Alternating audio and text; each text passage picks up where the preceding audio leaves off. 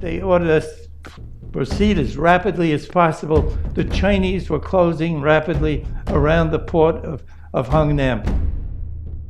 The Chinese had not only encircled that port, but they had advanced so far south, there were no land routes to escape from Hungnam at that time.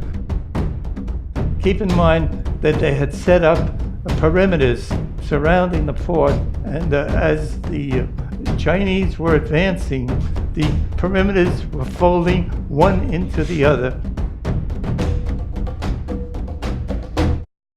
The Army representatives that came out to our ship, we were one of the last ships in the harbor at that time, came out to tell us that the Chinese were probably between 4,000 and 5,000 yards from the port, and we were in the inner harbor at that time.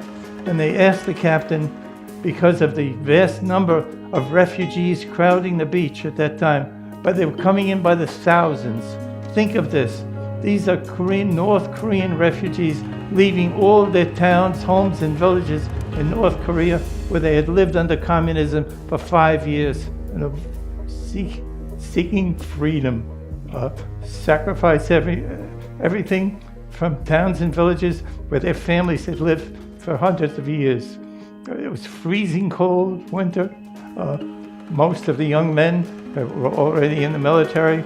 These were thousands of mostly women and children and elderly men huddled on the beach, and they were still coming into Hungnam, seeking access to the ships. General MacArthur, Douglas MacArthur in Tokyo, had said, start taking on as many Korean refugees as possible. The Army had set up strong points, several thousand yards surrounding the port. They had set up a command post on the beach in a cave. We had the full support of the 7th Fleet in the harbor. We had the firepower of the USS Missouri, 16-inch shells firing into all of the Chinese positions. This was all over our head. Our captain, Captain Leonard P. LaRue, had ordered that we take on as many as possible. We were a cargo ship. We commenced loading as many people into these cargo holds as possible, lowering them down with booms into the holds on pallets. The booms would lower them down as deep as they could. We had no heat, we had no electricity, we had no food, we had no water, we had no doctor, we had no interpreter. These Korean people came aboard. Women were feeding their babies. The older men had young children under their overcoats, trying to keep them warm. The weather was freezing weather.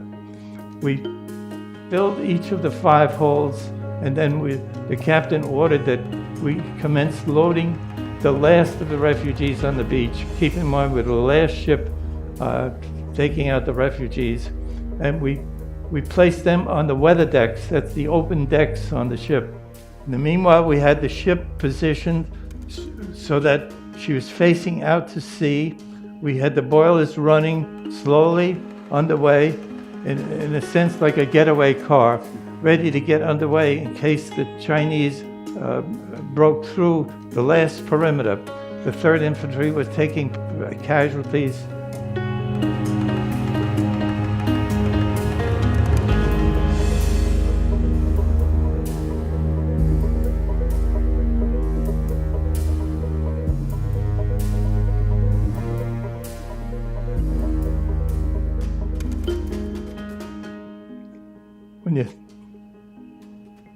When you think about it, men were fighting and dying, enabling us to load the refugees.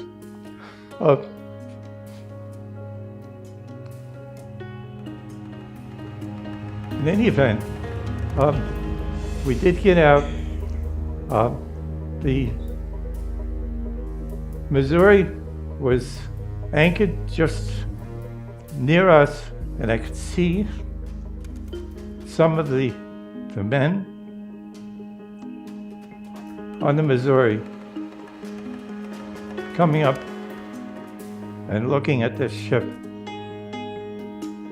our ship, loaded with humanity. In every space, in every deck, every open deck, crowded in all of our holds, etc.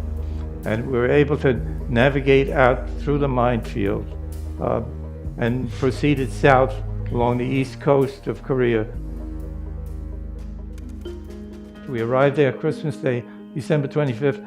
The Navy the next day, 26th, sent out 2 LSTs, landing ship tanks, and they were tied up next to us, one on either side. We were able to offload all of the Korean refugees into these LSTs that took them ashore. And I must note, some of you Koreans in the audience would appreciate this, that some of those Koreans did the traditional half bow in thanks when they left our ship. But we were able to offload and disembark 14,005 people alive at the island of Kojido.